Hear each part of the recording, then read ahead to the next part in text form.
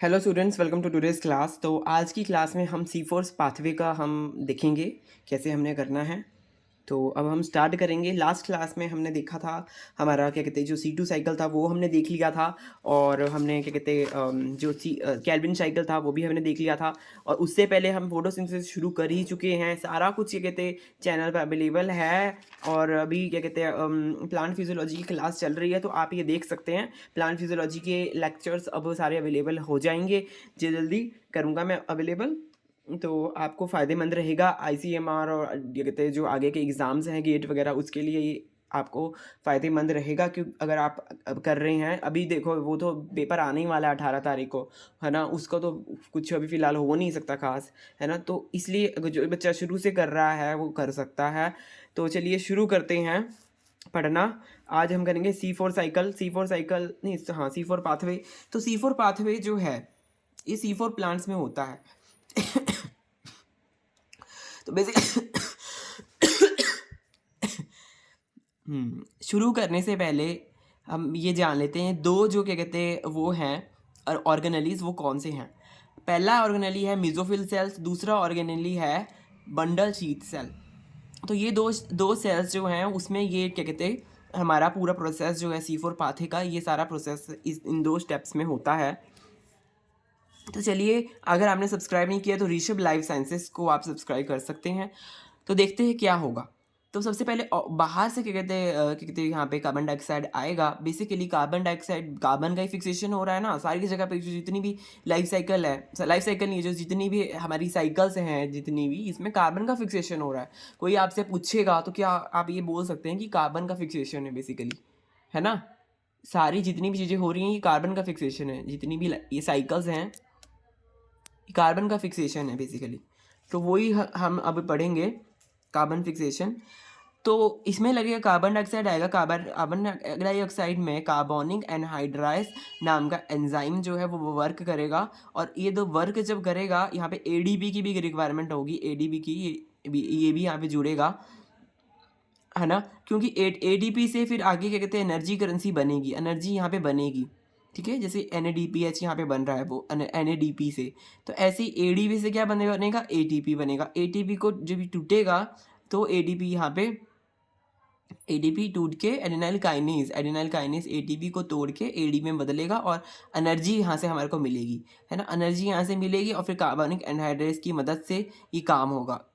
AMP और inorganic phosphate जो है, जो हमें यहाँ से मिलता है, लास्ट स्टेप से मिलता है, वो भी हम देखेंगे लास्ट स्टेप क्या होता है। पर उससे पहले आप देख लीजिए कि ये लास्ट स्टेप से हमारे को AMP मिल रहा है, एडिनोसिन मोनोफॉस्फेट। तो जब ये मोनोफॉस्फेट यहाँ पे डाईफॉस्फेट है, ऐसे इनऑर्गेनिक फॉस्फेट से जुड़ेगा तो ये दोनों डाईफॉस्फेट बन जाएंगे। तो यहाँ पे डाईफॉस्फेट बन गया डाईफॉस्फेट। ऐसे ATP जब ये इसमें एडेनाइलेट काइनेज यहाँ पे एंजाइम का काम होगा, तब क्या होगा कि ये ADP में बदलेगा। और फिर ये जो है आगे यूज़ होते हैं कार्बोनिक एनहाइड्रेट्स की प्रेजेंस में। कार्बन डाइऑक्साइड क्या करती है, कार्बन डाइऑक्साइड क्या करती है, वो HCO3 बनाती है। HCO3 बनाती है। HCO3 क्या है, बाइकार्बोनेट। और यहाँ पे नेगेटिव इसे लिखा हुआ है कि ये बाइकार्बोनेट आयन है। क्या है ये बाइकार्बोनेट आयन है। बाइकार्बोनेट ये आयन है। फिर बाइकार्बोनेट आयन में क्या कहते हैं वर्क करता है एंजाइम लैपकेस। एंजाइम लैपकेस क्या करता है, एंजाइम लैपकेस इसको कार्बन जो ऑक्सैलो एसिटिक एसिड है उस वो बनाता है। और यहाँ पर और भी चीज़ें यूज़ होती है बाइकार्बोनेट के साथ, पेप्केस और phosphoenol pyruvate, PEP, phosphoenol pyruvate. इसको हम शॉर्ट फॉर्म में PEP भी बोलते हैं। यह है फॉस्फोइनोल पायरुवेट। फॉस्फोइनोल पायरुवेट जो है वो 3 कार्बन कंपाउंड है। फिर वो किससे जुड़ रहा है, वो किससे रिएक्ट कर रहा है, बाइकार्बोनेट से रिएक्ट कर रहा है। और ये फॉस्फो बाइकार्बोनेट यहाँ पे पेप्केस काइनेस इसको यहाँ पे जोड़ रहे हैं। पेपकेस काइनेस और NADP पॉजिटिव और ये लैपकेस, ये सारे एंजाइम्स यूज़ करके क्या बना रहे हैं हमारा ऑक्सैलो एसिटिक एसिड, OAA। और ऑक्सैलो एसिटिक एसिड जो है वो फोर कार्बन का कंपाउंड है। यही रीज़न है कि इसका जो साइकिल है, इस साइकिल का नाम है C4 साइकिल, क्योंकि यहाँ पे फर्स्ट स्टेबल प्रोडक्ट जो बना है हमारा वो 4 कार्बन कंपाउंड बना है तो जिसका नाम है ऑक्सैलो एसिटिक एसिड। फिर जब ऑक्सैलो एसिटिक एसिड वो मैलिक एसिड में बदलेगा, वो किस एंजाइम के थ्रू बदलेगा? मैलेट डिहाइड्रोजिनेज के थ्रू। मैलेट डिहाइड्रोजिनेज के थ्रू वो क्या कहते हैं मैलेट में बदलेगा, ऑक्सैलो एसिटिक एसिड मैलेट में बदलेगा। फिर मैलेट जो है वो ट्रैवल करेगा, दूसरे ऑर्गेनेली में जाएगा, यहाँ से मेसोफिल सेल्स से वो दूसरे बंडल शीट सेल्स में जाएगा। फिर जब ये दूसरे ऑर्गेनेली में जाएगा तो क्या हो देखने को मिलेगा? यहाँ पर मैलेट देखिए यहाँ जा रहा है, ये क्या है? माइटोकॉन्ड्रिया। बंडल शीट सेल का ये माइटोकॉन्ड्रिया है जो हमें यहाँ पे देखने को मिल रहा है। फिर ये देखिए माइटोकॉन्ड्रिया मैंने लिखा हुआ है। इसमें फिर क्या होगा? इसमें मैलेट से वो क्या कहते हैं बनेगा पायरुविक एसिड, पायरुवेट एक ही बात है। यहाँ पे मैलिक एसिड भी होगा ना अगर, उसका भी मतलब यही है कि वो मैलेट है। तो 4 कार्बन कंपाउंड से क्या बन रहा है? 3 कार्बन कंपाउंड बन रहा है। तो इसका मतलब क्या है? घट रहा है कार्बन, इसका मतलब वो घट रहा है, तो CO2 की फॉर्म में कार्बन निकल रहा है यहाँ से। और जो एंजाइम यहाँ पर यूज हो रहा है वो है NADH malic dehydrogenase. NADH malic dehydrogenase क्या है? वो क्या कर रहा है? वो पायरुवेट बना रहा है। इस यहाँ पे एलानिन भी बन सकता है, कई चीज़ें यहाँ पे बन सकती हैं। एक ही ऐसा नहीं है कि सिर्फ पायरुवेट ही यहाँ पे बनेगा, यहाँ पे कई चीज़ें यहाँ पे बन सकती हैं। तो बेसिकली यहाँ क्या हो रहा है? डीकार्बोक्सिलेशन हो रहा है। कार्बोक्सिलेशन का मतलब है कार्बन डाइऑक्साइड का ऐसे टूटना, है ना? कार्बन डाइऑक्साइड टूट रहा है, ऐसे डीकार्बोक्सिलेशन हो रहा है। और यहाँ पे NADPH मैलिक एंजाइम यहाँ पे यूज़ हो रहा है। ये ना एक क्वेश्चंस में पूछा था, जो प्रीवियस ईयर क्वेश्चंस थे ना, उसमें ये पूछा था कि क्या यहाँ पर यूज़ होता है, तो इसलिए मैंने यहाँ पे NADP मैलिक एंजाइम यहाँ पे यूज़ होता है। तो वो क्या करता है? वो मैलिक एंजाइम है, तो वो मैलेट को क्या करेगा? इसमें कन्वर्ट कर देगा पायरुवेट में। तो ये आप देख सकते हैं, ये जियामेज में यहाँ पे NADP मैलिक एसिड पाया जाता है, जियामेज में। हम इसका बाद में पढ़ेंगे। यहाँ पे मैंने लिखा हुआ है कौन कौन से किस में क्या क्या एंजाइम पाए जाते हैं। ये क्वेश्चंस में पूछा था, इसलिए मैंने यहाँ पे इंफॉर्मेशन ऐड की हुई है। तो आप भी फिर उस हिसाब से आप इसको ऐड कर सकते हैं। फिर क्या होगा? फिर कार्बन डाइऑक्साइड जो है वो अंदर जाएगा, कार्बन डाइऑक्साइड रबिस्को की मदद से। फिर जो यहाँ से कार्बन डाइऑक्साइड मिला, इसका फेट क्या है? इसका फेट ये है कि वो C3 साइकिल में जाएगा। C3 साइकिल में रबिस्को के थ्रू C3 साइकिल होगी, जो हमारा केल्विन साइकिल होती है। फिर C3 साइकिल से वो एक्सपोर्टेड मेटाबोलाइट जो बाहर भी जा सकते हैं। तो ये एक प्रकार का क्या है? क्लोरोप्लास्ट है। ये माइटोकॉन्ड्रिया है, और ये क्लोरोप्लास्ट है। तो C3 साइकिल क्लोरोप्लास्ट में हो रही है, और जो ये वाली साइकिल है माइटोकॉन्ड्रिया में, ये वाला काम हो रहा है। माइटोकॉन्ड्रिया जो ये बंडल शीट सेल है, बंडल शीट सेल में ये वाला काम हो रहा है C4 पाथवे का। तो आपको ऐसे पता होना चाहिए कि कौन से काम कहाँ पर होते हैं। फिर अल्टीमेटली हमारा पायरुवेट यहाँ पे बना है, पायरुवेट और एलानिन यहाँ पे बना है। तो ये दोनों क्या है? 3 कार्बन कंपाउंड है, ठीक है। ये क्या करेंगे? ये कुछ नहीं करेगा, पायरुवेट फिर द्वारा क्या कहते हैं हमारा मेसोफिल सेल में चला जाएगा। फिर जब ये मेसोफिल सेल में द्वारा जाएगा तो पायरुवेट, देखिए यहाँ पे है पायरुवेट, ये क्या कहते हैं वो बन जाएगा PEP, जो फिनोल फॉस्फोइनोल पायरुवेट है उसमें ये कन्वर्ट हो जाएगा अगेन फिर फॉस्फोइनोल पायरुवेट यहाँ पे वर्क करेगा, और पूरा साइकिल हमारा फिर जैसा साइकिल हमारा चल रहा है पूरा साइकिल चलेगा। और जो ये पायरुवेट को फॉस्फोइनोल पायरुवेट में बदलने का जो एंजाइम है उसका नाम है पायरुवेट फॉस्फेट डाइकाइनेज। यहाँ पे याद रखना डाइकाइनेज है। डाइकाइनेज ही बोल सकते हैं इसको अकेले, पर इसका नाम पहले लिख दिया जाता है पायरुवेट फॉस्फेट डाइकाइनेज। तो ऐसे याद रख सकते हैं। तो ये डाइकाइनेज एंजाइम यहाँ पर वर्क कर रहा है। क्या करता है ये डाइकाइनेज एंजाइम? ये ATP और इनऑर्गेनिक फॉस्फेट को बनाता है AMP में। जो ATP और इनऑर्गेनिक फॉस्फेट है इसको ये AMP में बनाता है और इनऑर्गेनिक फॉस्फेट में बनाता है। फिर ये जो AMP है ये मैंने आपको पहले ही बता दिया, फिर वो ADP बनाएगा। तो क्योंकि साइक्लिक प्रोसेस है इसलिए एक जहाँ से शुरू हो रहा है वहीं पे हम ख़त्म हो रहे हैं, ये मतलब प्रोसेस ख़त्म हो रहा है। अब हम आगे बढ़ते हैं। यहाँ हम देखते हैं जो इम्पोर्टेंट इंफॉर्मेशन मैंने यहाँ पे लिखी हुई है।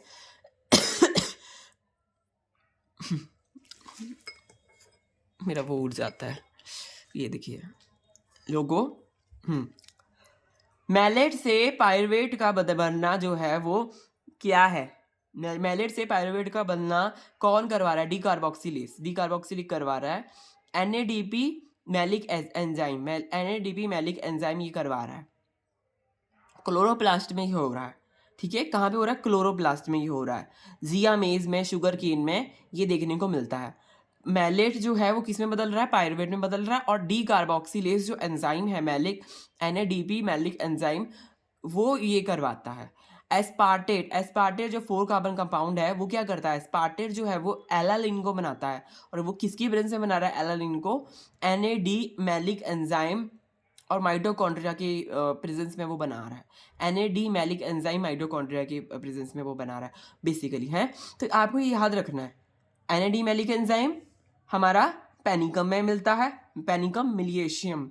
पूरा मैंने इसमें साइंटिफिक नेम लिखा हुआ जो हमारा होता है साइंटिफिक नेम। बॉटनी में आपको पता ही होगा साइंटिफिक नेम लिखे होते हैं।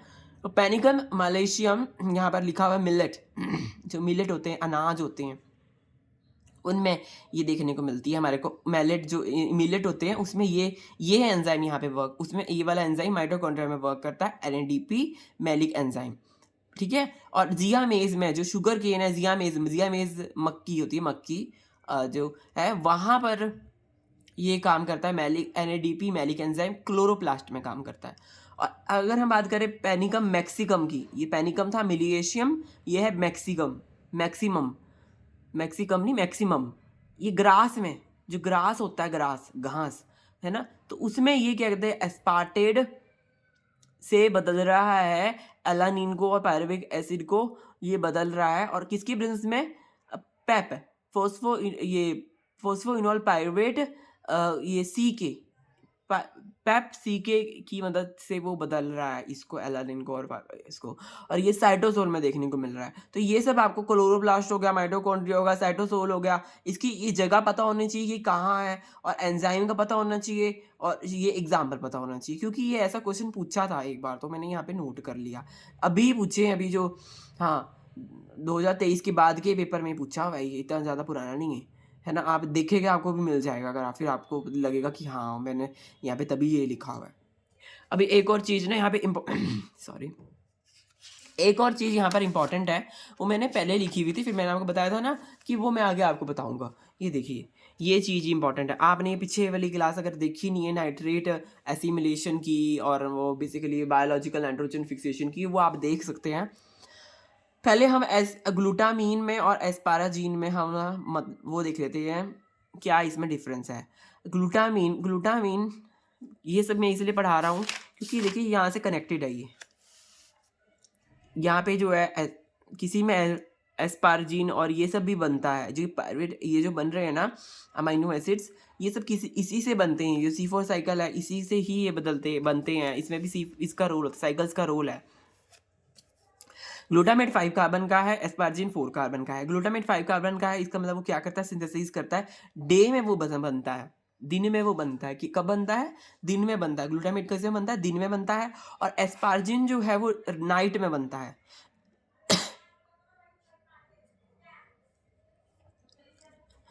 ये नाइट में बनता है। लाइट रिक्वायर्ड, इसमें लाइट की रिक्वायरमेंट होती है। यहाँ पे डार्कनेस की रिक्वायरमेंट होती है। एस्पारजीन में डार्कनेस की रिक्वायरमेंट होती है। और अगर हम बात करें सुक्रोज जो है, सुक्रोज क्या करता है? सुक्रोज प्रमोट करता है ग्लूटामिन सिंथेज। ग्लूटामिन सिंथेज जो है वो सुक्रोज क्या कहते हैं, सुक्रोज को प्रमोट करता है, सुक्रोज बना रहा है। और ग्लूटामिन जो इनहिबिट कर रहा है एस्पार्टेट सिंथेज को। जो सुक्रोज जो है वो इनहिबिट कर रहा है एस्पार्टेट सिंथेज। जो एस्पार्टेट सिंथेज है उस वहाँ पे, तो एस्पार्टेट सिंथेज वो अगर इनहिबिट करेगा तो क्या होगा? एस्पारजीन नहीं बनेगा। और ये सुक्रोज को जो वो प्रमोट करेगा, किसको प्रमोट करेगा? ग्लूटामिन सिंथेज को ये प्रमोट करेगा सुक्रोज। तो क्या होगा? जब सुक्रोज को वो प्रमोट करेगा तो क्या होगा? ग्लूटामीन बनेगा। तो ऐसे ही प्रोसेस चलते रहते हैं। तो मतलब सुक्रोज की यहाँ पे रिक्वायरमेंट है ग्लूटामिन बनाने में, सुक्रोज की यहाँ पे रिक्वायरमेंट नहीं है एस्पैराजीन बनाने में। ये एक्चुअली क्वेश्चन में पूछा था ना, तो मैंने यहाँ पे एज अ एक्स्ट्रा इन्फॉर्मेशन लिखी हुई है, तो आप इसको याद कर लेंगे, कर लो बस। ग्लूटामिन जो है ये देखिए लाइट की रिक्वायरमेंट है, यहाँ पे डार्कनेस में ही हो जाता है काम। ये ऑब्वियसली दिन है लाइट में होगा, ये ऑब्वियसली डार्कनेस है तो नाइट में होगा। और अगर बात करें रिड्यूस कार्बन की, reduce carbon influences glutamine synthase expression. Reduce carbon जो है वो इन्फ्लुएंस करता है ग्लूटामिन एक्सप्रेशन को, है ना। जो रिड्यूस कार्बन का जो रिडक्शन है, कार्बन जो रिड्यूस हुआ कार्बन है वो इन्फ्लुएंस कर रहा है ग्लूटामिन की सिंथेज की एक्सप्रेशन को, क्योंकि यहाँ पे कार्बन की कमी है। रिड्यूस कार्बन है, सॉरी यहाँ पे रिड्यूस कार्बन है, इन्फ्लुएंस करेगा ग्लूटामिन के एक्सप्रेशन को, ग्लूटामिन के एक्सप्रेशन को बढ़ेगा, ग्लूटामिन का एक्सप्रेशन बढ़ेगा। और यहाँ पर रिड्यूस कार्बन कौन है? रिड्यूस कार्बन सुक्रोज जब वो रिड्यूस कार्बन होती है बेसिकली, ठीक है। और यहाँ पे क्या हो रहा है, यहाँ पे सुक्रोज तो यहाँ पे इनहिबिट कर रहा है, synthesis link to low carbon production. ये देखिए तो थोड़ा भी ये देख सकते हैं, लो कार्बन प्रोडक्शन। सुक्रोज अगर जब इसको एस्पार्टेट सिंथेसिस को इनहिबिट करेगा तो देखिए 4 कार्बन कंपाउंड बन रहा है, लो कार्बन प्रोडक्शन हो रही है, इसलिए यहाँ पे ये लिखा हुआ है लाइन। तो एस्पार्जिन क्या है? Asparagine more efficient carbon source, more efficient carbon source है due to high nitrogen to carbon ratio. ये एक अच्छा कार्बन सोर्स है क्योंकि इसकी नाइट्रोजन की रेशो ज़्यादा है कंपेयर टू कार्बन की रेशो। ऑब्वियसली कार्बन इसमें नाइट्रोजन ज़्यादा है, कार्बन इसमें कम है, तभी ये 4 कार्बन है। इसके कंपैरेटिव रिलेटिवली यहाँ पे कुछ भी बात ऐसे नहीं हो रही कि सिर्फ इसी की बात होती है, रिलेटिवली बात हो रही है, ग्लूटामिन के कंपैरिजन में ये बात हो रही है। तो एफिशिएंट है मोर कार्बन। ये क्वेश्चन में आया हुआ था एक्चुअली कि कैसे पूछा है कि मतलब इसमें बोला कि मतलब कि इसी बस आपको याद रखें कि ये एस्पार्जिन जो है ये एफिशिएंट कार्बन सोर्स है, ठीक है। और उसका कारण ये है कि उसके पास नाइट्रोजन की कमी, सॉरी उसके पास कार्बन की कमी है और नाइट्रोजन उसके पास ज़्यादा है। बस इतना हमें माइंड में इसमें फिट कर लो ये बात। अब आगे बढ़ते हैं। अब हम ये देखेंगे इसका जो हमारा क्या है, हमारा डिफरेंस बिटवीन देखेंगे। देखिए इसमें क्या है, C3 साइकिल दे रखी है, C4 साइकिल दे रखी है। फिर इसके बाद हम बढ़ेंगे आगे का, हम C4 पाथवे पढ़ेंगे। पहले यहाँ पढ़ लो, C3 cycle C4 cycle. Carbon fix कौन कर रहा है? कार्बन फिक्स होता है कि नहीं होता है?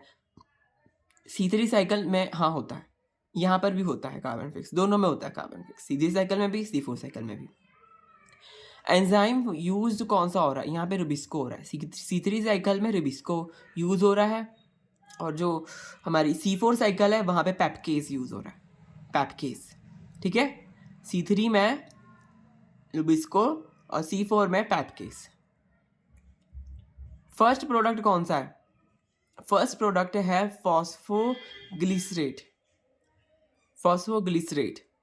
और इसका फर्स्ट प्रोडक्ट कौन सा है? C4 साइकिल का फर्स्ट प्रोडक्ट कौन सा है? वो है ऑक्सैलो एसिटिक एसिड।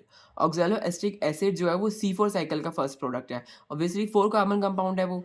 और फर्स्ट प्रोडक्ट यहाँ पर C3 साइकिल का फर्स्ट प्रोडक्ट है फॉस्फोग्लिसरेट, जो कि 3 कार्बन कंपाउंड है।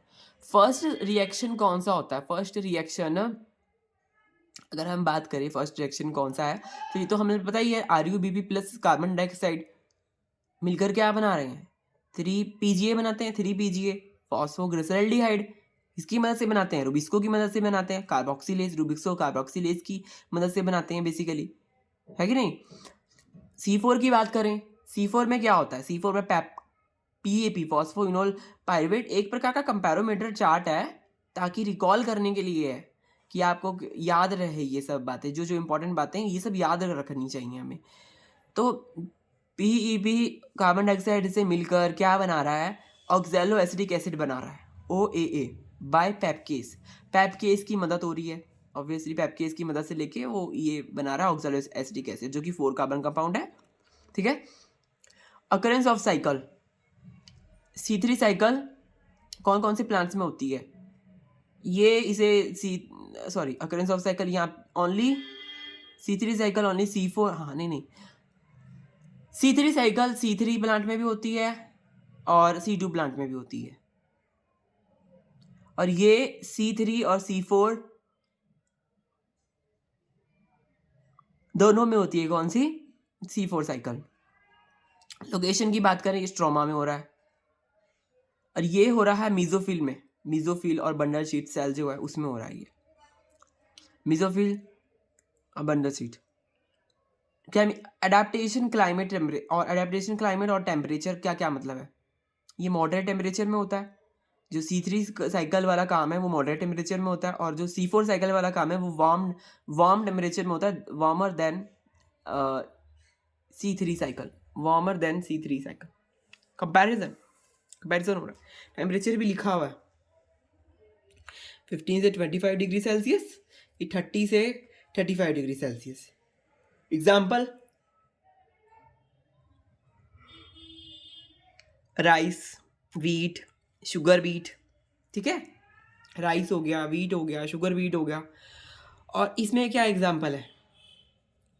कॉर्न है इसमें एग्जाम्पल, शुगर केन है इसमें एग्जाम्पल, ग्रासेस है इसमें एग्जाम्पल, मेज है इसमें एग्जाम्पल, सोरगम, ठीक है।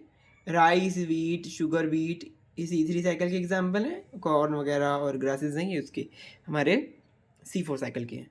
अब हम जल्दी से जो हमारा कैम पाथवे है छोटा सा, वो हम पढ़ेंगे, कैम पाथवे।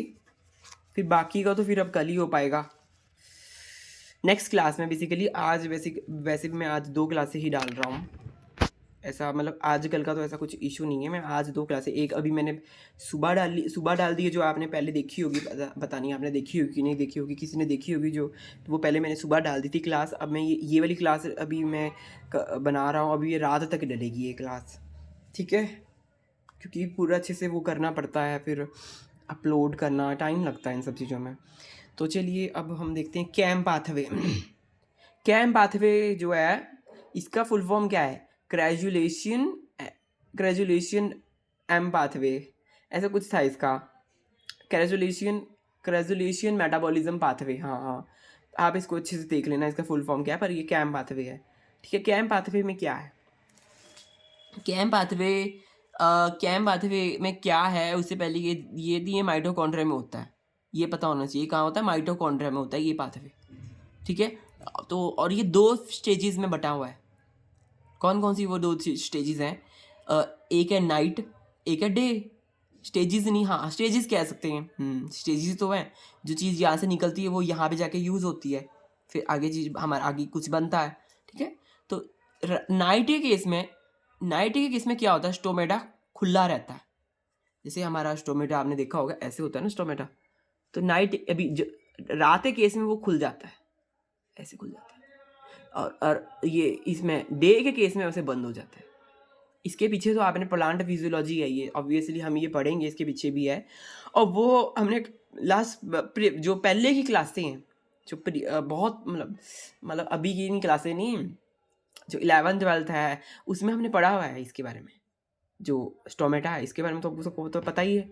तो ये चीज़ तो अब हम इसको तो अभी फ़िलहाल यहाँ पे डिस्कस नहीं कर सकते कि ओपन स्टोमेटा का क्या है, क्यों वो ओपन होता है। तो जो यहाँ पे मेन बात है वो है कि नाइट में वो ओपन रहता है स्टोमेटा।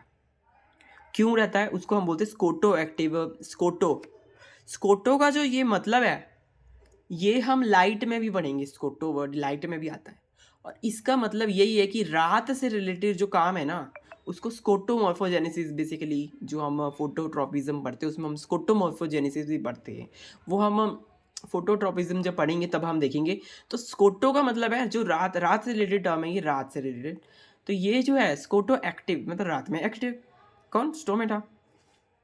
तो अब देखते हैं, अब यहाँ पे नाइट के टाइम में स्टोमेटा खुला है, तो ये देखिए नाइट, ये स्टोमेटा है नहीं बेसिकली,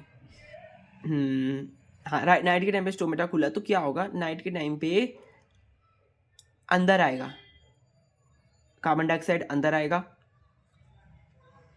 फिर क्या होगा? कार्बन डाइऑक्साइड तो अंदर आ गया, फिर ये वाला प्रोसेस जो है इसमें क्या होगा? बाइकार्बोनेट, ये बाइकार्बोनेट में बदलेगा। अब इसमें हम जब पानी से इसकी रिएक्शन करवाते हैं ना कार्बन डाइऑक्साइड, तो बाइकार्बोनेट ही बनता है, और ये अनस्टेबल कंपाउंड होता है बाइकार्बोनेट। तो ये क्या करेगा बाइकार्बोनेट, ये मिल जाएगा फॉस्फोइनोल पायरुवेट से, जो PEP था हमारा। PEP तो हमें पता ही है,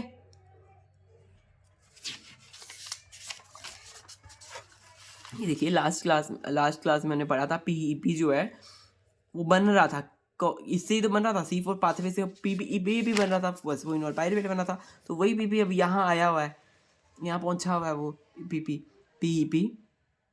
तो ये क्या करता है कि 3 कार्बन कंपाउंड है PEP फॉस्फोइनोल पायरुवेट, ये क्या करता है पेपकेस की प्रेजेंस में, पेपकेस का मतलब क्या है, पेपकेस काइनेस, केस जो है, हाँ, पेपकेस काइनेस की मदद से ये इनऑर्गेनिक फॉस्फेट को रिमूव कर देता है, और ये क्या बना लेता है, पैप और ये बाइकार्बोनेट आयन, ये मिलकर क्या बनाते हैं, ये मिलकर बनाते हैं ऑक्सैलो एसिटिक एसिड, जो कि 4 कार्बन कंपाउंड है। फिर ये स्टार्च का जब ब्रेक डाउन हो रहा है ना, तब हमें ये मिल रहा है, स्टार्च का जब ब्रेक डाउन हो रहा है, आपको इससे याद रखना है, स्टार्च के ब्रेक डाउन से हमें फॉस्फोइनोल पायरुवेट मिलता है। फिर जब ये ऑक्सैलो एसिटिक एसिड जो है वो मैलिक एसिड में बदल जाएगा, ये किसकी प्रेजेंस में होगा, NaDH की प्रेजेंस में होगा, और NaDH की प्रेजेंस में ये बदलेगा अपने आप को मैलिक एसिड में, और जब ये अपने आप को बदलेगा तो ये किस में टूटेगा, NAD पॉजिटिव में ही टूटेगा, NAD पॉजिटिव में इसको। और यहाँ पे एंजाइम जो है वो काम जो कर रहा है, वो कौन सा एंजाइम है, वो है मैलेट डिहाइड्रोजिनेस, ये वाला एंजाइम यहाँ पर काम कर रहा है। फिर मैलिक जो है वो वैक्यूल में जाकर स्टोर होगा, ठीक है, वैक्यूल सेल है ना, उसमें जो वैक्यूल है, खाली जगह होती है वैक्यूल, वहां जाकर ये स्टोर कर देगा मैलिक एंजाइम। फिर दिन में क्या होगा, दिन में क्या होगा कि मैलिक एंजाइम मैलेट में टूटेगा, फिर मैलेट में टूटेगा तो मैलेट, एक ही बात है, एंजाइम से ही मैलेट बनता है, एक ही बात है, दोनों ही एक बात है ये। फिर ये मैलेट में बनेगा, फिर मैलेट जो है यहाँ पर NADP मैलिक एंजाइम को काम करवाएगा, NADP मैलिक एंजाइम से काम करवाएगा, और क्या बनेगा, पायरुवेट बनेगा, ठीक है, क्या बनेगा, पायरुवेट बनेगा, और यहाँ पे NAD पॉजिटिव से NADPH बनेगा, इसको बोलते हैं NAD मैलिक एंजाइम बोलते हैं इसको, जो NAD मैलिक एंजाइम है। और फिर ये हमारा NADPH बन जाए, मिल जाएगा हमारे को, यहाँ पे क्या मिल जाएगा, NADPH। और मैलेट जो है वो पायरुवेट मैलेट जो है वो पायरुवेट बनाएगा, और जब मैलेट जो पायरुवेट बनाएगा वो कार्बन डाइऑक्साइड वहां से रिलीज हो जाएगा, ठीक है। मैलेट ऑब्वियसली, पायरुवेट जो है हमने यहाँ पे देखा था ना पीछे, पायरुवेट क्या था, पायरुवेट 3 कार्बन कंपाउंड था, और मैलेट क्या था, 4 कार्बन कंपाउंड था। मैलेट से यही काम हो रहा है यहाँ पर, ये माइटोकॉन्ड्रिया में होता है ना, यहाँ पे काम देखिए, माइटोकॉन्ड्रिया में होता है ये काम, तो ये काम देखिए, ये यहाँ पर माइटोकॉन्ड्रिया में ही सारा काम हो रहा है। हाँ, ये जो मैलिक, ये काम रात के टाइम पर क्या होता है, रात के टाइम पर ये अंदर घुस जाता है, वैक्यूल के अंदर घुस जाता है मैलिक एसिड, ताकि वो टूटे ना किसी चीज़ में। फिर मैलिक एसिड वैक्यूल से निकलता है, फिर जब वो वैक्यूल से निकलता है तो माइटोकॉन्ड्रिया के अंदर दोबारा से ही प्रोसेस शुरू होने लग जाता है। ये सब कुछ प्रोसेस माइटोकॉन्ड्रिया के अंदर हो रहा है। ऑब्वियसली जो सेल है स्टोमेटा से गार्ड है, स्टोमेटा से लीफ में वो घुसेगा कार्बन डाइऑक्साइड, फिर वो बाइकार्बोनेट बनाएगा, फिर ऑक्सैलोएसिटिक बनाएगा, फिर ये मैलिक एसिड बनाएगा। मैलिक एसिड जो है वो वैक्यूल में जाके स्टोर हो जाएगा, फिर अगला दिन आएगा, फिर वहाँ से वो निकलेगा वैक्यूल से, और फिर वो दोबारा माइटोकॉन्ड्रिया में जाएगा, फिर माइटोकॉन्ड्रिया से दोबारा में जाके वो क्या करेगा, मैलेट बनाएगा। मैलेट से वो फिर हमारा मैलेट क्या है, 4 कार्बन कंपाउंड है, 4 कार्बन कंपाउंड टूटेगा, कार्बन डाइऑक्साइड रिलीज होगी मैलिक NADP मैलिक एंजाइम की प्रेजेंस में, और फिर पायरुवेट बनेगी। फिर ये जो पायरुवेट बनेगा ये क्या है, 3 कार्बन कंपाउंड है, तो ऑब्वियसली एक कार्बन डाइऑक्साइड निकल गई, तो 3 कार्बन कंपाउंड बन गया सॉरी है। तो फिर क्या हुआ, 3 कार्बन कंपाउंड बन गया, तो क्या हुआ, ये देखिए, ये फिर C3 साइकिल में चला गया, और शुरू में चला गया, 2 इसके पाथ हो गए, इसके दो चीज़ों में ये बाइफर्केट हो गया, देखिए एक तो ये यहाँ पे C3 साइकिल में जा रहा है, फिर शुगर बना रहा है, और दूसरा ये है कि पायरुवेट और कार्बन डाइऑक्साइड जो है ये दोनों मिलकर स्टार्च बना देते हैं। फिर स्टार्च स्टार्च का मेटाबॉलिज्म हम आगे अगली क्लास में पढ़ेंगे, और इसका पूरा का पूरा हम क्या कहते हैं प्रोसेस देखेंगे। और ये हमारा कैंप आते हुए देखिए पूरा हमारा पूरा कंप्लीट हो चुका है। फिर जो ये स्टार्च यहाँ पे बनेगा इसका हम मेटाबॉलिज्म नहीं, हाँ गलत कह रहा हूँ मैं, मेटाबॉलिज्म नहीं इसकी साइकिल देखेंगे कि हाँ स्टार्च का आगे क्या होता है, क्या होता है। स्टार्च से सुक्रोज वगैरह जो हमारी बनती है ना, वो कैसे बनती है सुक्रोज वगैरह, स्टार्च से नहीं बनता, आई एम सॉरी, हाँ थोड़ी सी कन्फ्यूज़न हो गई। बेसिकली स्टार्च ये जो, हाँ हम यही देखेंगे कि जो हमारे को यहाँ पे ट्राईफॉस्फेट्स मिलते हैं ना C3 साइकिल में, आपको एक बार बता दूँ आपको कन्फ्यूज़न ना करना। ये देखिए यहाँ पे ट्राईफॉस्फेट्स बनते हैं, ये ट्राईफॉस्फेट जब हमारी ये C3 साइकिल C4 साइकिल ये सब साइकिलें चलती हैं तो लास्ट में एंड प्रोडक्ट ट्राईफॉस्फेट होता है। ट्राईफॉस्फेट क्या होता है, उससे बनता है स्टार्च। तो वो हम देखेंगे कि स्टार्च कैसे बनता है, और फिर और सुक्रोज कैसे बनता है, हाँ ये हम देखेंगे नेक्स्ट क्लास में, ठीक है। और ये सब टेबल जो है C3 C4 4 ये भी मैं लास्ट अगली क्लास में करवाऊँगा, ठीक है। आज के लिए इतना ही, मिलेंगे नेक्स्ट वीडियो में। सब्सक्राइब कर लीजिए, लाइक कर लीजिए, शेयर कर दीजिए फ्रेंड्स। बताइए आपको, अच्छे से लाइक करें, अच्छे से देखते हैं अब कितने लाइक आएंगे, ठीक है अच्छे से करें, और हैव अ नाइस डे।